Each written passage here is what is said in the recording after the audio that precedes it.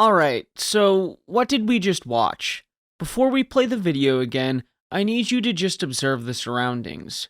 We have a Yemeni man standing outside what appears to be a T-34-85, and he's holding a ripcord that is attached to inside the tank to allow him to fire the tank while outside of it. Now we can play the video again. Absolutely an insane thing to see in the modern world, but it's not the only video out there of the Yemeni civil war, of T-34s and other World War II era equipment being used in a 21st century conflict. But we're going to limit our scope just to cover these Ripcord T-34s and a brief history of the T-34 in this conflict and the reason why they are using them in this manner. The T-34 and its variants were a staple of the Soviet Union's army during and following the Second World War, particularly the T-34-85. The T-34-85 was an upgraded version of the original T-34, particularly in its main weapon, an 85mm gun. Many of the Warsaw Pact countries, such as East Germany, Czechoslovakia, Poland, just to name a few, began production of these tanks. Once more powerful tanks came into service in the Soviet Union and these Warsaw Pact countries, they began to export the T-34 abroad. The most important of these sales came in 1956, when Egypt purchased several hundred T-34-85s and Su-100 tank destroyers.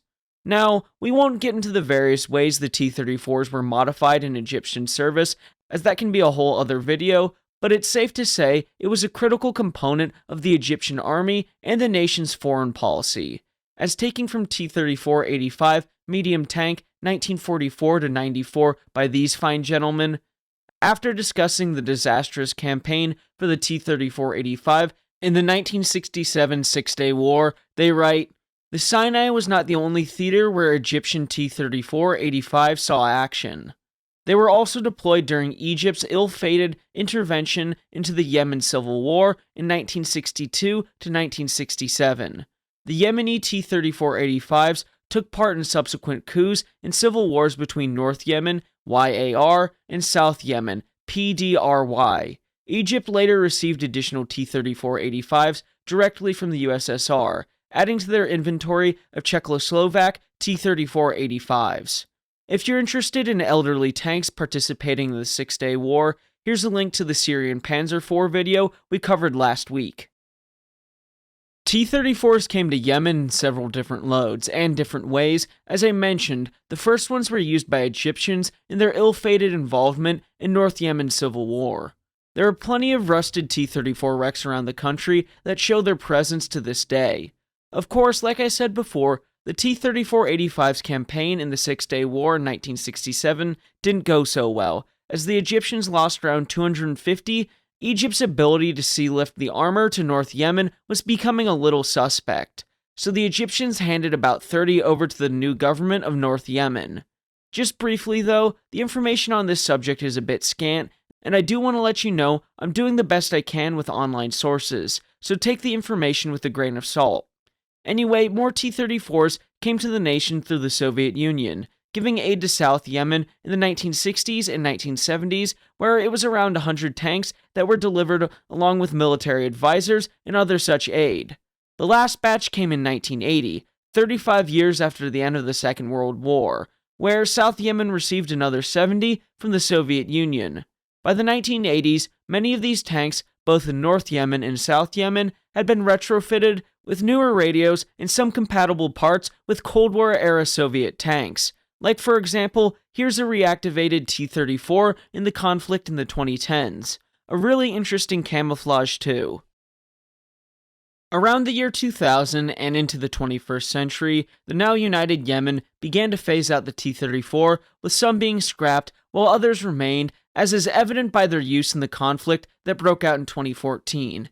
And all sides began scouring the remaining stockpiles of T-34s, leading us to seeing the uses of the Ripcord T-34 in the 2010s.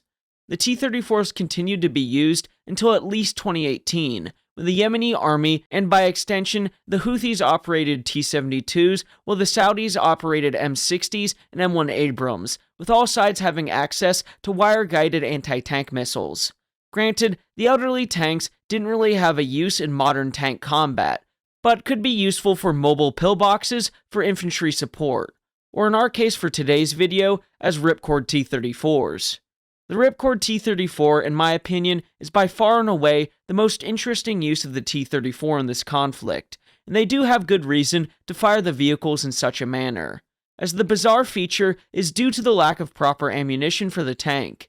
In the 1950s and 1960s, the World War II 85mm rounds for the T-34s were readily available there. Even as late as the 1980s, they could still easily get their hands on the ammunition.